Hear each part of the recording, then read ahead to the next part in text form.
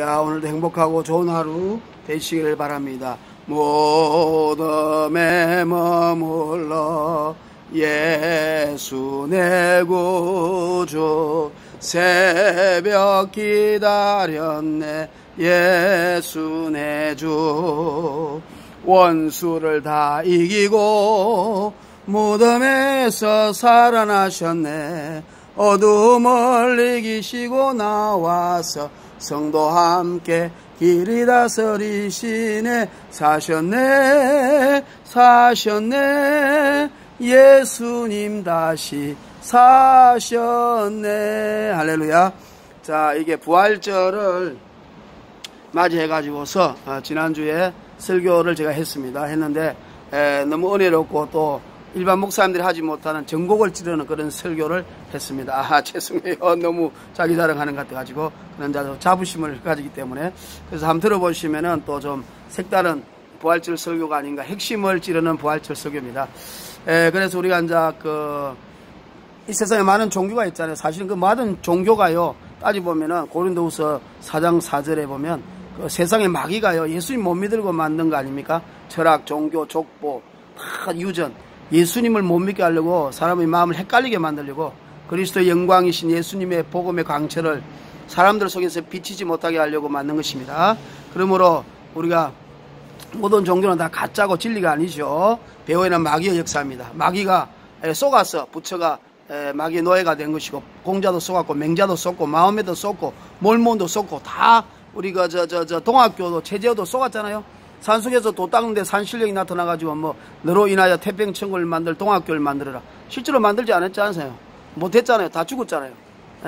미신처럼 부적 가지고 다른 사람들 일본 사람들은 총 가지고 오는데 부적 들고 꽃갱이 들고 가니 다 총에 맞아 죽죠. 그런 식으로 사람을 미혹해가지고 마귀들이 산신령처럼 둔갑해가지고 계시를 받아가지고 이 세상의 모든 종교들이 만들어진 것입니다. 그러므로 예수님 외에는 구원이 없고 다 마귀들의 작품이에요. 그래서 우리가 무덤도 보세요. 우리가 공자 무덤 있잖아요. 노나라 제상 공자 무덤 산둥반도.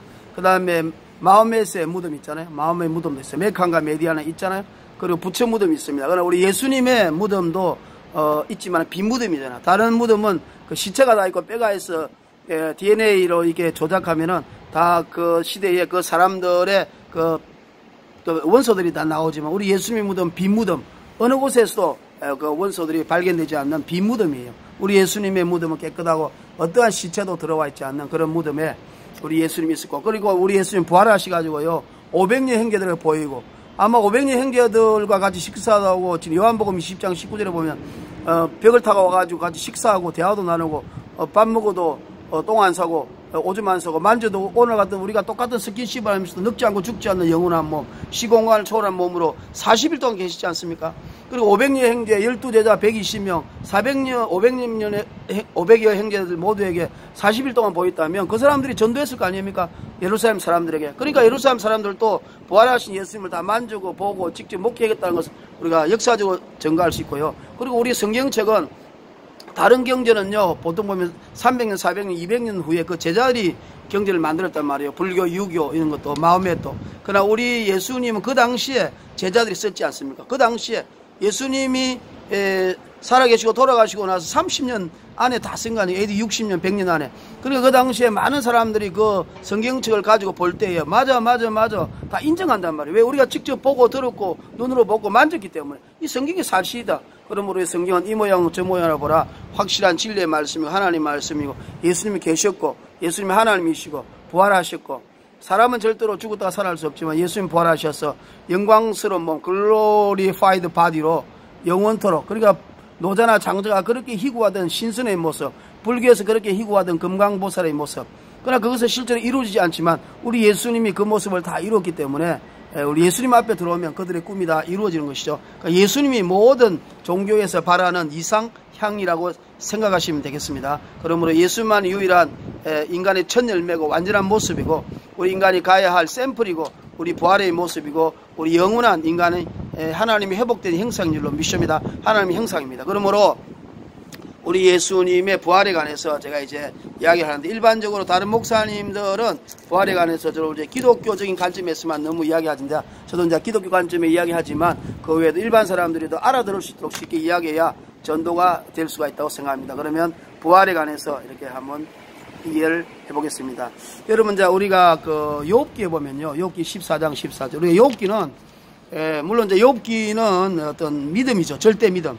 자식이 죽고, 10명이 죽고, 재산 다 망하고, 내 몸이 다 마귀의 시험을 받아가지고 병이 들어도 절대로 내가 주신 자도 여호와시오, 취하신 자도 여호와시고, 내가 적신으로 나와서 적신으로 갈 것이기 때문에 하나님을 어리석게 원망하지 않은 절대 믿음을 가지기 때문에 욥이 한 10개월 후에 다시 몸이 회복되고, 그리고 살아가면서 140년을 그 위에 살면서 욥이 회복되어서 갑절의 축복을 받는 이런 위대한 사람이 됐지 않습니까? 그러니까 어떠한 상황에 있어서도 절대 감사하자. 그러니까 이제 감옥에 들어간 우리 박근혜 대통령이라든지 뭐 옛날에 보면은 최원석이라든지 또 누구죠, 최태원, 이런 모르는 사람들이 감옥 속에 들어가면 대부분 욥기를 많이 입지 않습니까? 김현철도 그렇고. 욥기를 많이 읽는 이유는 욥과 같은 고통 속에서 살았는데 우리가 이런 고통은 충분히 이길 수 있다. 그래 위로받기 위해서 욥기를 많이 읽습니다. 그런데 욥기의 주제가 여러 가지가 있다고 생각합니다. 왜냐하면 욥기는 욥의 고난을 통해서 친구와 후배가 오잖아요. 그래서 와서 저 대화하는 가운데,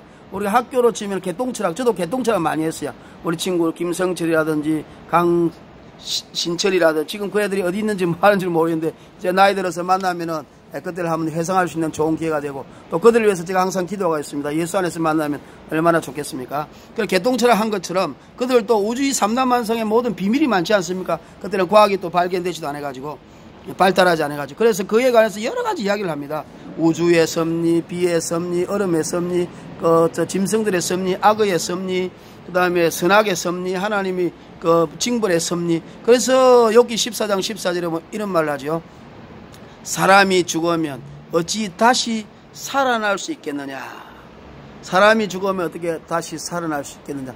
이 말은 뭐냐면, 사람이 죽어서 다시 살아서 영원토록 살 수 있는 이런 인생의 허무함을 극복할 수 있겠느냐 하고 인간들이 그렇게 항상 고민을 했다는 사실이에요. 그건 욥뿐만 아니라 세상의 모든 종교들이 다 고민의 대상이었기 때문에, 그 배후에는 물론 마귀가 있지만은 인간적인 측면에서 보면 그 고민 때문에 종교와 철학과 문학이 생긴 거 아니겠습니까?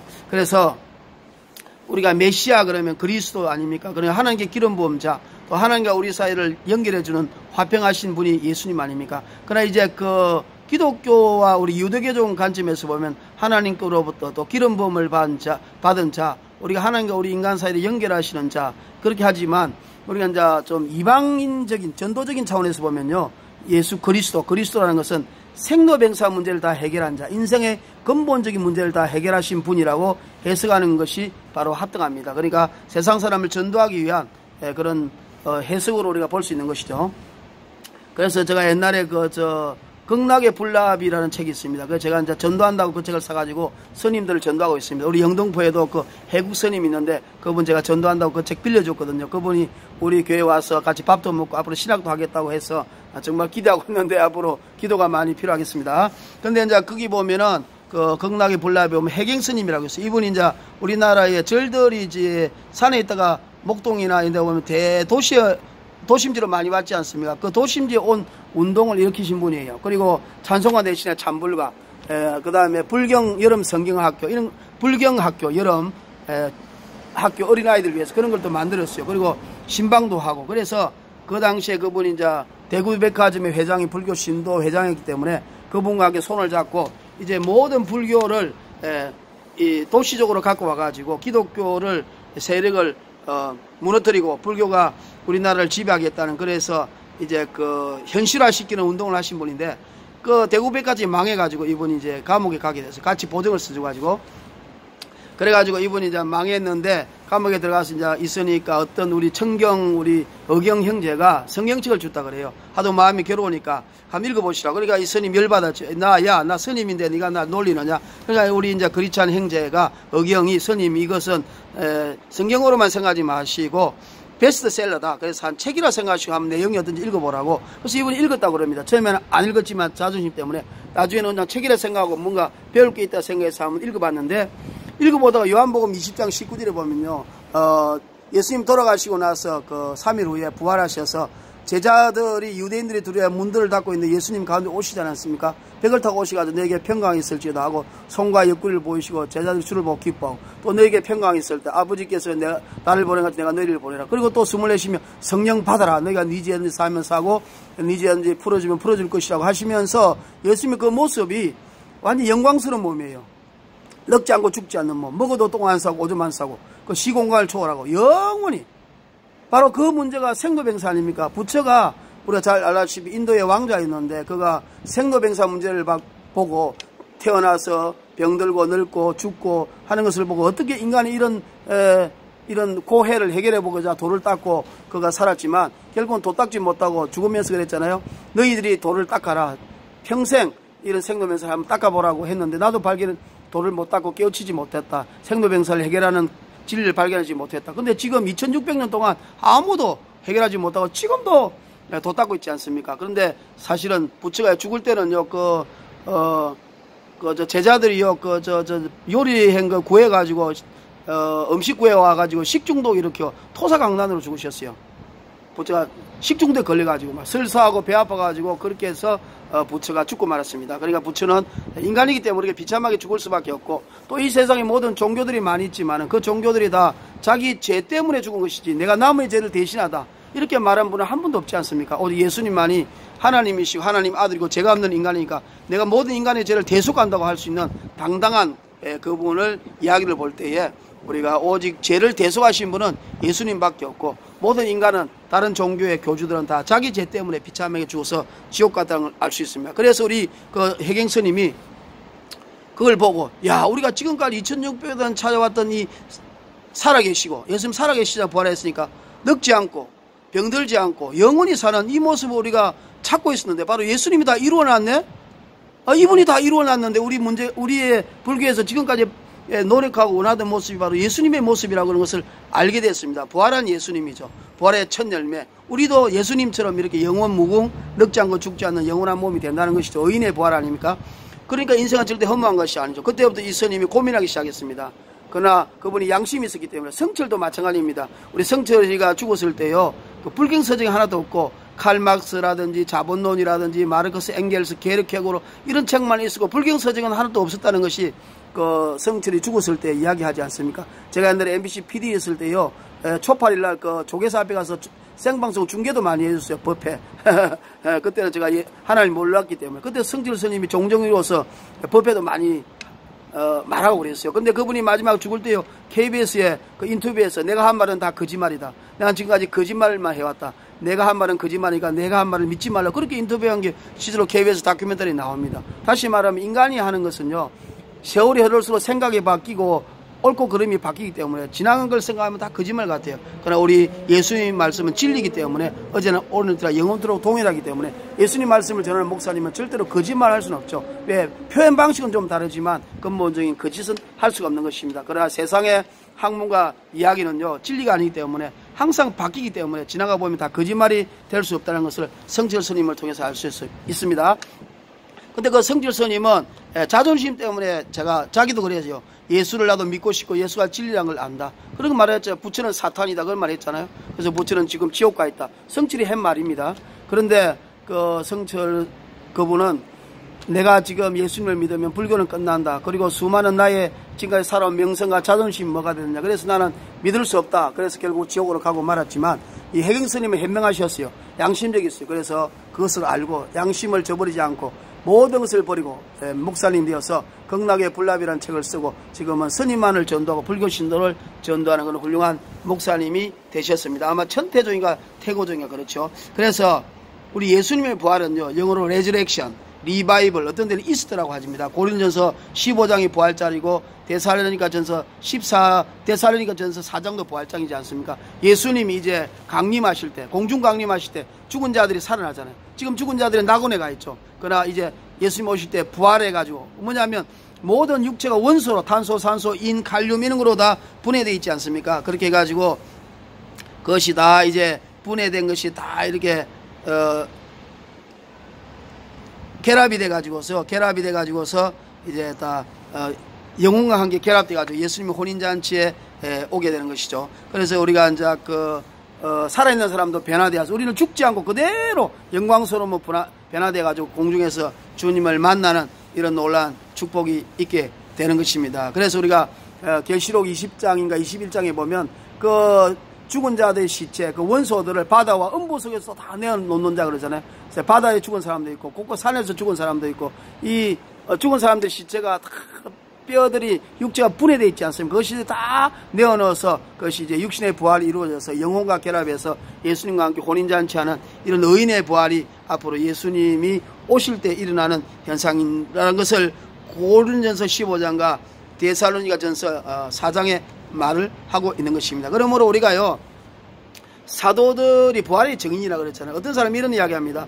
예수 천당 불신족의 성경이 어디 있느냐. 그러나 이제 성경에 보면요, 사도들이 부활의 증인이잖아요. 사도들은 의인의 부활, 예수님의 부활의 첫 열매. 우리도 예수님을 믿으면 성령님이 우리 속에 없으면 예수님처럼 부활한다 이런 뜻이잖아요. 근데 그 부활의 의인의 부활, 그 상급의 부활, 또 악인의 부활, 심판의 부활 이렇게 이제 나누잖아요. 그러니까 우리는 의인의 부활, 생명의 부활이고 악인들은 나중에 언제 부활합니까? 백보자 심판 때. 온 우주가 불타는 백보자 심판 때 악인들은 가장 비참한 모습으로 육체가 부활해서 영혼이 지옥불의 마귀와 함께 들어가지 않습니까? 그러니까 예를 들어서 암에 걸려서 삐삐 말렸다, 교통사고 나와서 팔다리가 잘렸다, 그러면 그 흉악한 모습으로 부활해가지고 악인들은 백보자 심판 때 부활해요. 그래가지고 영원한 지옥으로 불구덩이로 불같은 유황으로 마귀들과 함께 그 사자들과 함께 들어가서 영원히 고통을 받는 것입니다. 지금은 음부 속에 들어가서 마귀와 그 귀신들이 우리에게 고통을 주고 135군데를 돌아다니면서 이때가 이 땅에서 지은 죄의 다 대가를 받게 되는 것이다. 우리가 예를 들어서 내가 안 믿고 죽었으면 제일 사기를 많이 쳤으면 사기죄로 가는 음부 속에 들어갑니다. 그리고 또 거짓말하고 또 여러 가지 폭행하고 이런 모든 죄가 있습니까? 그 모든 죄를 지은 곳을 135군데를 뺑글뺑글 돌아다닙니다. 153군데죠. 153. 그래서 153에 관해서 다시 한번 다음에 이야기할 기회가 있겠지만 일단은 그런 심은 대로 거두리라고 여러 가지로 그래서 음부 속으로 왔다 갔다 하면서 여기서 1000년, 여기서 900년, 1000년 이렇게 해서 고통을 당하다가 나중에는 영원히 불과 영원으로 타는 모세, 지금은 마귀와 사자들이 우리에게 고통을 주지만 나중에는 그들도 이 우주 전체가 불타버리니까 다 함께 우리 옆에서 고통을 당하는 지옥불에 들어가게 되는 것이죠. 마귀도 마찬가지죠. 1000년 동안 무지경에 있다가 루시퍼도 우리와 똑같이 지옥불에서, 우리가 아니고 안 믿는 사람들 옆에서 고통을 받는 것이 그 악인의 부활입니다. 그러므로 우리는 의인의 부활, 생명의 부활이죠. 그러니까 우리 인간은요, 언젠가는 다 부활하게 되어 있습니다. 그러므로 우리 예수 믿는 사람은 의인의 부활, 생명의 부활로 영원히 산다는 것을 우리가 인생은 허무하지 않다 이것이. 예수 믿으면 예수 믿어 좋아 살 판났네. 그러니까 우리 인간이 예수를 안 믿으면요 허무하잖아요. 이 인간이 왜 태어났으며 어디로 살며 죽으면 또 고통스럽고 부모와 자식이 죽으면 허무하고 우주의 신비는 무엇인가, 좋은 것보다 나쁜 것도 더 많고요. 저도 옛날에 어렸을 때 부모가 죽으면 못 살 것 같더라고요. 근데 예수님을 믿으니까 그것도 다 위로가 되고 우리 부모도 전도하게 되고요. 그러니까 무슨 냐면 이 인간의 생로병사가 더 많지 않습니까? 그래서 그 생로병사를 해결하려고 많은 사람들이 절에 들어가고 돌을 닦지만 결국 마지막 죽을 때 허무하다고 이렇게 죽지 않습니까? 우리 제일 유명한 효봉스님, 일제시대의 판사 출신인데 판결을 잘못해가지고 애매한 사람을 사형을 취했어요. 그런데 그분이 나중에 절에 들어가 돌을 닦았습니다. 그리고 마지막에 그 효봉스님이 청담스님의 스승이고 성철의 스승이고 이런 지금의 가장 유명한 스님들의 다 스승이지 않습니까? 그분이 마지막 암자에 죽을 때 마지막 한 말이 종이에다 무 허무하다고 비통해하며 죽었습니다. 바로 인생은 이렇게 부활하지 않고 영원히 살지 않으면 허무한 것입니다. 그래서 실존주의자들은 그러잖아요. 인간은 그냥 내던져진 존재다, 실망의 존재다, 정말로 운명적인 존재다, 비운의 존재다. 그러므로 실존의 문제를 해결할 수 없기 때문에 본질의 문제를 해결하기 어렵기 때문에 본질의 문제를 자꾸 해결하면 괴로우니까 실존, 살아있는 동안에 열심히 살아라. 그리고 본질은 신경 쓰지 말라고 한 건 실존주의 아닙니까? 그 실존주의가 무신론, 유신론도 있지만 그 무신론, 실존주의, 샤르트르 이런 사람들, 그런 사람들은 나중에 비참하게 마지막에 병 걸려가지고 자기 철학으로도 이 죽음을 극복할 수 있다고 했지만 그 샤르트르는 그 계약결혼을 처음 만들었지 않습니까? 보바르 부인하고. 죽음도 철학으로 극복할 수 있다 그랬다가 나중에 죽을 때 그는 폐기종에 걸려가지고 스위스 병원에서 침대 밑에 끼어 들어가, 침대 밑에 있잖아요. 살려달라 살려달라 죽기 싫다 마귀들이 온다 귀신들이 온다 죽음의 사자들이 온다고 막 죽었습니다. 그래서 프랑스 르몽드지가요 이 위대한 철학자가 죽음도 철학으로 해결할 수 있다는 사람이 왜 비참하게 이렇게 죽었을까? 간호사들이 너무 무섭고 공포스럽고 욕을 많이 해가지고 뭐 일주일마다 다 사표냈자 그랬지 않습니까? 아무도 샤르트르의 병간을 하기 싫었다 그러지 않습니까? 근데 나중에 죽고 나서 프랑스 르몽드지에서 이 위대한 철학자가 철학으로 죽음도 극복할 수 있다는데 왜 이렇게 비참하게 죽었나 하고 심을 냈는데 어느 소년이 답을 보냈다 그러지 않습니까? 샤르트르는 돌아갈 본향 집이 없었기 때문이다. 그것이 답이죠. 어디 갈지를 모르니까 우리는 예수 믿고 본향 우리의 천국 우리가 이 땅에 하나님이 보낸 일을 잘하고 천국으로 가서 갈 집이 있으니까 불안하지 않습니까? 우리가 어렸을 때에 열심히 뛰놀다가 엄마가 야 밥 먹으러 와라 원영아 그러면 다 내놓고 밥 먹으러 가지 않습니까? 근데 그때는 뭐 즐거워하고 기뻐하며 가죠. 그러나 집이 없는 고아들은 얼마나 불쌍합니까? 그렇지만 샤르트르는 영원히 지옥으로 갔다. 본향이 없었기 때문에 그의 답이 명답이라고 그 다음 신문에 났다고 합니다. 그러므로 우리 인생은요 예수님이 없는 인생은 참 불행한 인생입니다. 갈 길이 없는 것이고 방향을 모르는 것이고 인간이 어디서 왔다 어디로 가며 우주 만물이 어디서 와서 어디로 가며 이 천하 만물에 의심나는 것 불가사인 것을 해결할 길이 없지만 이 예수님을 믿으면 성경 속에 모든 답이 있는 것입니다. 그러므로 우리가 그 유대인들이요 우리가 부활의 증인 우리 인간은 언젠가는 부활해서 하나님이 심판을 받는다. 그러나 의인의 부활 생명의 부활에 우리가 증인이다. 그 첫째 열매가 바로 예수님이다. 예수님을 보면 우리가 이렇게 부활해서 영원히 산다는 것을 증명한 것입니다. 그러나 유대인들은요 하나님을 믿기 때문에 하나님과 같이 있는 것은 천국이고 하나님을 믿지 않는 것은 지옥입니다. 그래서 유대인들은 나는 이방인으로 태어나지 않고 여자로 태어나지는 않는 것이 감사하다 그랬잖아요. 이방인으로 태어나가지고 영원한 지옥에 불쏘시개가 되지 않게 하니 감사하고 여자로 태어나지 않아가지고 마음껏 일할 수 있고 마음껏 다스릴 수 있으니 감사하다 이렇게 한 것이 유대인의 고백이라고 탈무드에 나오지 않습니까? 그러니까 유대인들은요 하나님과 함께하고 예수님과 함께하고 우리의 부활을 한다 의인이 부활을 한다 그 다음에 생명의 부활이라 그러면 그건 당연히 천국 간다고 생각하는 겁니다. 하늘나라. 그러나 악인의 부활 심판의 부활 그러면 당연히 지옥의 불구덩이 불쏘시게 된다는 것을 그들이 다 본능적으로 알고 있기 때문에 우리는 부활의 증인이다. 의인의 부활이 있다. 악인의 부활이 있다. 생명의 부활이 있다. 심판의 부활이 있다고 외치면 우리로 치면은 예수 천당 불신 지옥하고 똑같은 뜻입니다. 그러므로 우리가 이방인들은 그 유대인의 교리를 잘 모르지 않습니까? 익숙하지 않으니까 그래서 우리는 예수 천당 불신 지옥 이 말이 바로 사도들이 외친 우리는 의인의 부활 그 다음에 악인의 부활 생명의 부활 심판의 부활하고 똑같은 뜻이기 때문에 그 사도들이 예수님의 부활 생명의 부활 심판의 부활을 외친 것은 바로 예수 믿으면 천국 안 믿으면 지옥 간다는 거하고 똑같은 것이라는 것을 믿으시기를 간절히 바랍니다. 그래서 우리가 이 땅에서 살아가면서 이렇게 예수님의 부활을 통해서 우리가 인생은 결코 허무하지 않다. 인생은 살만하다는 것을 알 수가 있습니다. 우리가 이제 노자 같은 사람, 장자 뭐 이런 사람도 있잖아요. 뭐 옛날에 춘추전국시대 제자 백가, 공자 맹자. 근데 그 사람들은요 이렇게 불교도 마찬가지 깨닫는다 그러잖아요. 그런데 깨닫는 게 뭐냐면 자기 마음을 편하게 하려는 어떤 이치를 깨닫는 걸 말하는 겁니다. 그러니까 하나님의 차원에서 보면 영원한 진리가 아니고 예를 들면요 노자 장자 어떤 사람 좋아하는 사람 많아요. 그 사상이 신선 사상이잖아요. 우리가 허무맹랑한 사상이 있잖아요. 인간의 세월을 낭비하게 하는 세상. 저도 어렸을 때요 예수님을 안 믿을 때는 축지법 장풍 이런 거 보고요 신선 야 저런 게 정말로 있는가 보다 싶어가지고 장풍 축지법 배우고 싶어가지고 산속에 들어가고 싶더라고요. 신선되고 싶어가지고 만약 그렇게 들어갔더라면은 세상을 얼마나 낭비했지 않겠습니까? 힌두교도 마찬가지잖아요. 윤회 사상이잖아요. 그러니까 이 땅에서 돌아다니면 죄를 많이 지으니까 히말리아 산맥 쳐다보고 앉아가지고 수영 기르고 손톱 기르고 앉아가지고 죄를 많이 안 지으면 다음 세상에서 더 좋은 곳으로 태어난다. 그래서 한 번밖에 없는 인생을 낭비하도록 하는 막이 청장인 것입니다. 우리도 보면 옛날에 이 선생, 율곡 선생이 천지 아닙니까? 구도장원 9번 시험 쳤는데 다 장원으로. 근데 49살밖에 못 살다 죽었어요. 왜 그런지 아세요? 그분은 어머님 3년상, 아버지 3년상, 스승님 3년상 하면서 온몸이 병이 들어가지고 영양분이 부족해서 일찍 죽었습니다. 그러니까 얼마나 세월을 낭비하는 것입니까?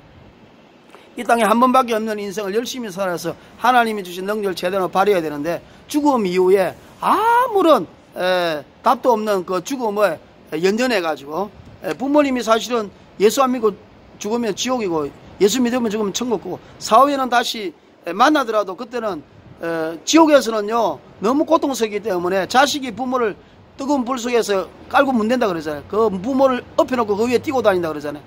또 부모는 어린 자식이 죽어서 지옥 갔으면 그 어린 자식을 밑에다 깔고 그 위에서 뛰겠다 그래. 너무 뜨거우니까 고통스러우니까 견딜 수가 없는 것이니까 인간의 최악의 악만 남아있는 것입니다. 그러므로 죽고 난 이후에는요, 이게 부모와 자식 관계가 지옥에서는 성립이 안 되는 것입니다. 거기는 저주밖에 없고 사랑이라고는 한 톨도 없기 때문입니다.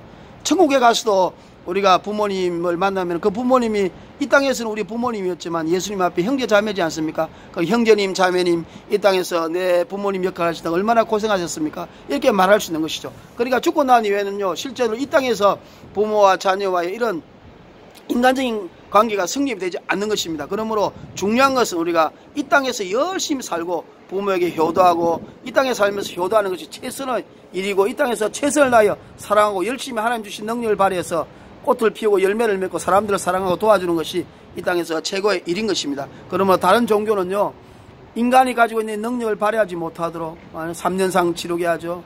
윤회를 믿어가지고 아무 일도 안 하고 히말라야 산 보고 수영기로고 세월 낭비하죠. 이런 불행한 일이 절대로 있어서는 안 되는 것입니다. 그러므로 예수님을 믿으면요, 인생을 낭비하지 않는 줄로 믿습니다. 그래서 노자가 그게 이제 그런 말을 했다 그러잖아요. 죽음이라는 것은 자기 아내가 죽었어요. 자기 마누라가 죽었으니까 너무 괴롭잖아요. 자기가 겨울에서 못 사니까 뭔가가 이 죽음의 문제를 해결할 수 있는 마음의 그 극복 원리를 발견하려고 한 거죠. 그래서 고민하다가 깨달았어요. 그것이 노자 사상이 된 겁니다. 사람은, 인간의 영혼은 어떤 유기체에서 어떤 기운이 있다가 그 기운이 뭉쳐서 인간의 육신으로 왔다가, 그래서 다시 육신이 죽을 때 다시 기운으로 돌아가니까 도리어 원래의 모습으로 고통 없는 곳으로 가니까 죽음을 슬퍼할 필요가 없다. 그것이 노자의 사상이었습니다.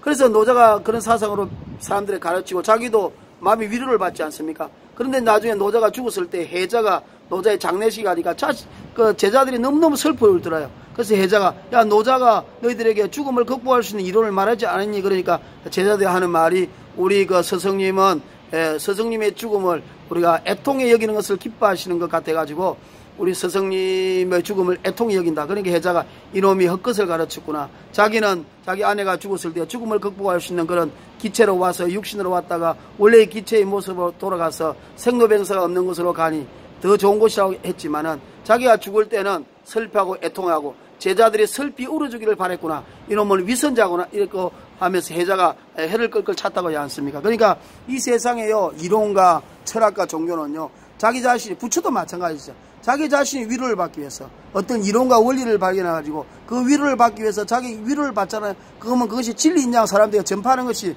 불교 교리고 종교의 교리입니다. 그러나 그것은 나중에 아까 말한 것처럼 모든 사람에게 100% 적용될 수가 없고, 그 순간순간마다 다르고 또 사람들이 다 일치할 수가 없는 것이죠.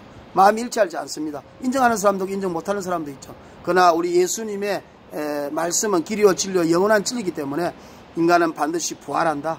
영원히 천국 가고 낙원 가고 또 육신이 또 부활해서 영원히 늙지 않고 죽지 않는 모습으로, 하나님 아니지만 하나님 같은 모습으로, 천사와 같은 모습으로 영원히 살고, 지금 이 땅에서 피부로 스킨십해서 만날 수 있는 것처럼, 그래서 영원히 살 수 있다. 인간은 허무하지 않다. 그런 모습으로 살 수 있다는 것이 인간에게 얼마나 소망입니까? 인간은 위대합니다. 그러면 인간의 인생도 위대하고, 여러분 생각해보세요. 인간이 이렇게 위대하고 우주 만물을 정복하고 얼마나 위대한 과학적인 업적을 많이 이루며 위대한 작품을 많이 만듭니까? 그런데 우리 인간이 죽어서 끝이고 허무하고 100년밖에 80년밖에 못 살고, 그러면 허무하다고 생각할 수 있지 않습니까? 이 위대한 인간이 왜 허무합니까? 절대로 허무하지 않는 것이 근본이에요. 예수님이 우리 인간을 허무하게 만들지 않았습니다. 이 땅에서 행복하고 열심히 살고 예수 믿어서 부활 영생해가지고 의인의 부활, 가장 아름다운 모습으로 예수님은 닮아서 33살로 다 바뀐다는 말도 있지 않습니까? 그러니까 의인들, 예수 믿는 사람은 영혼은 낙원에 가 있고 나중에 육신은 예수님 오실 때 부활해가지고 영혼이 늙지 않고 죽지 않는 모습으로, 가장 아름다운 모습으로 대략 한 33살경으로 바뀌어서 이 땅에서 만질 수 있는, 천국에 가서 옛날에 부모님을 만나면 스킨십을 하면 그대로 사랑이 전달되는 이런 영원히 살아있는 모습으로, 우리가 휴거 때는 우리가 죽지 않고 변화되어서 올라가니까 부활하고 똑같은 그런 이론이죠. 부활의 휴거도 부활의 한 모습으로 그 형태 속으로 들어가는 것입니다. 영원히 늙지 않고 죽지 않는 모습으로 만들어져 가서 영생하는 모습으로, 하나님은 아니지만 하나님처럼 겉으로 노자와 장자와 유괴에서 옥황상제 신선의 모습을 희구하고 바랬지만, 그것은 예수 없이는 이루어질 수 없는 허황맹랑한 사상이지만, 예수님을 믿으면 완전히 그들이 그토록 바라던 부활한 영생의 모습, 영원한 모습, 늙지 않고 죽지 않는 모습으로 영원히 새하늘과 새 땅에서 지금의 하늘과 땅은 불타 없어지지 않습니까? 그런 모습으로 영원히 살 수 있는 길이 바로 예수님의 부활 때문에 이루어진 것이고 예수님을 인하여 이루어진 것입니다. 그럼 우리는 예수 믿으면 이렇게 정말로 행복하고 멋진 인생이다. 예수 믿으면 좋아서 살판난다. 정말로 예수 믿으면 이렇게 멋진 인생이라는 것을 우리 예수님 우리에게 주셨어요. 하나님 우리에게 주셨어요. 예수님이 그 멋진 영원한 생명의 모습의 부활의 첫 열매죠. 우리도 예수 믿고 성령 받으면 그런 부활의 모습으로 바뀝니다. 그러나 우리 예수님은 우리를 죄를 대신했기 때문에 부활하셨을 때에 그 손에 못자국, 발에 못자국, 허리에 창자국, 이마에 그 가시 자국의 흔적이 있지만은 우리는 예수님이 우리 죄를 다 가졌기 때문에 흠도 점도 없는 너무나 아름다운 모습으로 부활하지 않습니까? 그러니까 우리 예수님한테 너무 죄송하잖아요. 우리 예수님이 그 상처가 없어진다면 우리의 십자가의 구원이 이루어지지 못하니까 영원히 우리 예수님은 그 십자가의 흔적을 갖고 계신 것입니다. 그러면 사도 바울 선생님이 갈라디아 6장에서 이제 나를 더 이상 괴롭히지 말라. 나는 예수의 흔적을 가졌노라. 내 몸에 예수의 흔적을 가졌다. 그 예수님의 위대한 흔적이 정말로 우리를 살리신 것처럼 사도 바울도 예수님의 흔적을 가지기 위해서 그렇게 노력하면서 핍박과 고문을 당하고 온몸에 고난당한 표시를 가지고 있었다는 것을 사도 바울이 고백하고 있습니다. 고문당한 흔적, 채찍에 맞은 흔적, 그 다음에 야수에게 물린 흔적, 그 다음에 바다에 빠져서 고통당한 흔적, 그런 모든 상처들을 온몸에 지고 마음에 지고 있었다는 것은 그만큼 우리 예수님의 영원한 흔적을 가지기를 사도 바울이 바랬다는 것을 알 수 있습니다. 영원한 나라에 우리는 흠도 없이 점도 없이 아무런 모습으로 살 수 있지만 우리 예수님은 십자가의 그 손에, 발에, 허리에, 머리에 창자국을 채찍 맞은 흔적을 가지고 물론 그분이 그 위에 옷을 그분이 그 세마포 옷을 입으셔서 가리고 계시지만 우리가 가까이 갔을 때에 그 손의 못자국을 보고 예수님의 그 못자국에 우리가 눈물을 흘리며 경배하는 그런 위대한 십자가 내가 처음 볼 때에 우리 예수님의 그 모습에 우리가 눈물을 흘리지 않을 수가 없는 위대한 하나님의 사랑을 생각할 수가 있는 것입니다. 그러므로 우리 예수님의 부활, 이 부활은 바로 우리 인류의 생로병사 문제를 다 해결한 길이었고 그토록 많은 종교에서 원하던 그런 모습을 우리 예수님이 다 이루셨다. 다른 종교는 다 이룰 수가 없었고 이루어질 수도 없었어요. 그러나 우리 예수님만이 이루었고 예수님을 믿으면 우리가 동일한 모습으로 이루어지는 것입니다. 그러므로 우리 인생은 절대로 허무하지 않고 생로병사 문제가 우리 인생을 구속하지 못할 것이며 우리는 생로병사 문제에 다 해결한 것이며 영원히 인생은 가치가 있으며 허무하지 않고 예수 믿으면 좋아 살판났네. 예수님은 너무나 우리 인생을 행복하게 영원토록 살 수 있는 길을 열어주신 부활의 첫 열매라는 것을 우리가 알 수가 있는 것입니다. 할렐루야. 예수님을 찬양합니다. 예수님의 그 부활하심으로 우리 인류의 모든 문제를 해결하고 인간의 생로병사를 다 해결하고 인간이 그토록 희고하고 찾았던 영생 문제를 다 해결하시고 영원히 인간이 아름다운 모습으로 영광의 몸으로 지금 같은 스킨십을 그대로 유지하면서도 영원히 살 수 있는 결코 허무하지 않고 신나고 살판나며 위대한 모습으로 영원히